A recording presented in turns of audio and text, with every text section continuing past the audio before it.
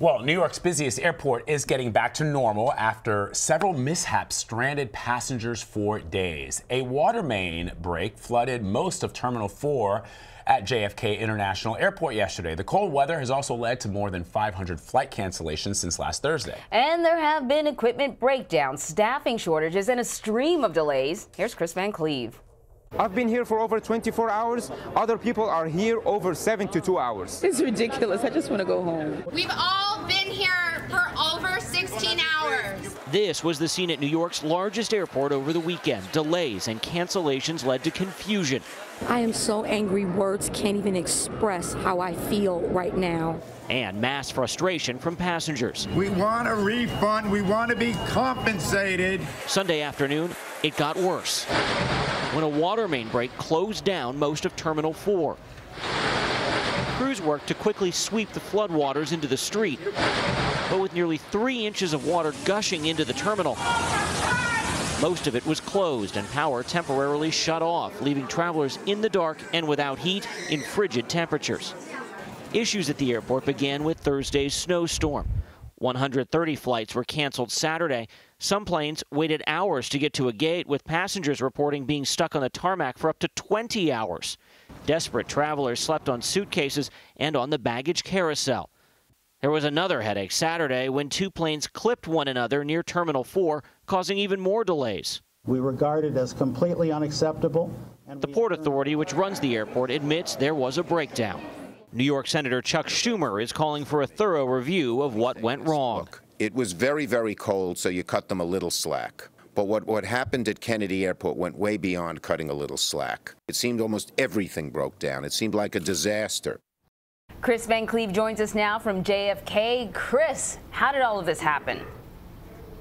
You had a lot of things go wrong. You had a storm that was worse than forecast in that the winds were a lot stronger and they lasted longer than everyone thought they would. So you had 50-mile-an-hour wind gusts, whiteout conditions. That makes it very hard to clear runways or de-ice airplanes. So that was an issue. The storm also damaged runway lights along one of the runways that was clear, so that had to shut down.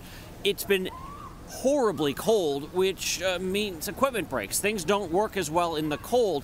So all of those things were going on. At the same time, you had more than 100 flights that had to divert from here. Many of those were international carriers. All those carriers brought their planes in and tried to operate their regularly scheduled flights on Friday and Saturday. So suddenly you had a parking problem. You had more planes than you had space to put them, and more planes than you had gates to get people on and off. So certain terminals really just turned sort of melted down, if such a thing is possible in this cold, and then you had that water main break.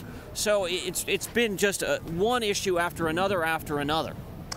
Kris, we heard Senator Chuck Schumer of New York in your piece saying that JFK should have been better prepared. He's been pressing for some major changes at the airport. It's always been surprising to me that in some African countries that I've visited while on assignment, I've seen airports that are in much better shape than what is supposed to be sort of the premier international destination for everyone around the world, which is New York City. JFK Airport and in some cases LaGuardia are just not up to snuff. What can be done to prevent this going forward? Well, you know what's interesting, Vlad? JFK turned into sort of a tale of two airports. You had Terminals 8, Terminal 5. Those are the JetBlue and American Airlines terminals, which are owned and operated by those airlines. They didn't have these issues. Terminals 1, 4, and 7, the international terminals, essentially were in a state of, a Lord of the Flies-esque meltdown since this storm started. So what does that tell you? It tells you the airlines that thinned their flight schedules, that looked at this storm and looked at the conditions on the ground and took action, operated largely without problems. The airlines that didn't do that really ran into problems. So that's sort of separate from the Port Authority. We had a hard time communicating with the Port Authority since this storm.